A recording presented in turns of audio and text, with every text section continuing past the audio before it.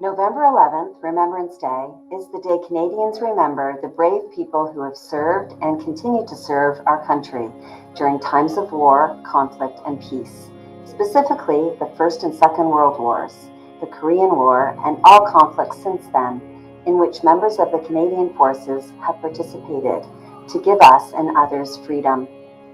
We must remember that it is our responsibility to never forget the service and the sacrifices of more than 1.5 million Canadian soldiers, sailors, aircrew, and merchants. They died for our freedom, and we are forever in their debt. We will remember the sacrifices of everyone: the doctors and nurses who tended to the wounded, the parents who watched their children fight things that they couldn't protect them from, the children who were too young to understand why their parents wouldn't be home for the holidays, the teens who were shipped off to fight before they even got a chance at adulthood, or the kids who had to grow up too soon so that they could take care of their families in the middle of the war. As we take pause to appreciate the contributions of all those who have served our country, we have the opportunity to include groups of Canadians whose sacrifices have been overlooked. Because they lost so much, and because they gave everything, we thank them. We will always remember their contributions. Bowmore, as we stand here in peace and safety, we pay our respects to all of the fallen, all of the wounded, and all who served in conflicts over the last 100 years. Today, as we should every day, we remember those who volunteered, sacrificed, served, fought, and died for our freedom. We salute those who made the ultimate sacrifice for our freedom. We will never forget. We will remember you. Le souvenir est fondamental pour définir d'où je viens, qui je suis et où je m'en vais. I respect Remembrance Day because it's such an important date and such an important time. C'est important de se souvenir. Not just one single day, November 11. Le 11 du 11e mois à 11 heures. I think it's more than just saying thank you for your service. It's also about the human side and not just the faceless soldier side. Remembrance Day, I just think about Passchendaele, Omaha Beach, Juno Beach. Ce qu'on a fait pour les autres pays. 400,000 people took part in D-Day. La guerre de Corée. Hill 187. Stabilization in Congo. Qu'est-ce qui est arrivé en Haïti? The children of Afghanistan. The genocide that lasted 100 days. For me, it's to remember the fallen. Toutes les camarades avec qui j'ai combattu. I remember my husband, Corporal Bryce Keller. J'ai le capitaine Nicolas Godard dans mon cœur. Jean-Guy, mon ami. Caporal-chef Byron Gruff. The families and the civilians and the people who have to deal with war in the places we've been. I remember World War I veterans when I was growing up. I remember Chinese Canadian in World War II. Ces gens-là ont fait des choses qui sont extraordinaires. They're the heroes. They gave their life. La raison pourquoi je suis ici, la raison pourquoi je porte cet uniforme, vient de ce qui a été fait par mes prédécesseurs. We have what we have in Canada today is thanks to our forefathers who have gone before us. I'm not a hero, I'm a survivor. Pour ces gens-là, ça vaut la peine de se souvenir puis de montrer du respect envers eux. Le souvenir continue de me propulser, de me motiver et de me convaincre d'accomplir la mission qui m'est assignée. The poppy. The poppy is a symbol of remembrance, worn every November to commemorate members of the armed forces who gave their lives in war. Its origins go back to the First World War. Amongst the churned-up soil and shell holes of the battlefields of the Western Front, poppies would grow even when nothing else could. They would give Canadian doctor, Lieutenant Colonel John McCrae, inspiration while serving in Ypres in the spring of 1915 after recently losing his friend. He would write the now famous poem, In Flanders Fields. The poem would go on to be published in a London-based magazine called Punch. In 1918, in response to McCrae's poem, American academic Moena Michael was inspired to make and sell red silk poppies and campaigned to make the poppy a symbol of remembrance to those who had died in the war. The Royal British Legion formed in 1921 and ordered 9 million of these poppies, selling them on the 11th of November that year in support of ex-servicemen and the families of those who had died in the conflict. The poppies sold out immediately and raised a considerable amount of money. The funds went on to be used to help First World War veterans with employment and housing. Because the poppy appeal was so popular, the British Legion set up a poppy factory, employing ex-servicemen to produce them. This continues today, with the Legion producing millions of poppies each year.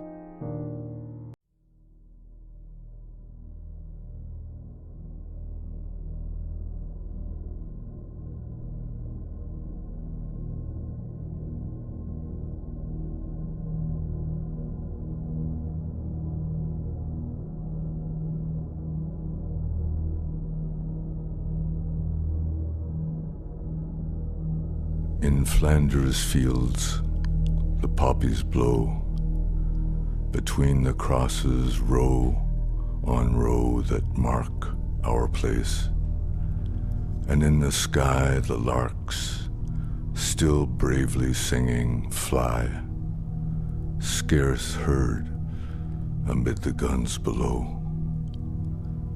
We are the dead. Short days ago we lived, felt dawn, saw sunset glow, loved and were loved, and now we lie in Flanders fields. Take up our quarrel with the foe. To you from failing hands we throw the torch. Be yours to hold it high. If ye break faith with us who die, we shall not sleep, though poppies grow in Flanders fields.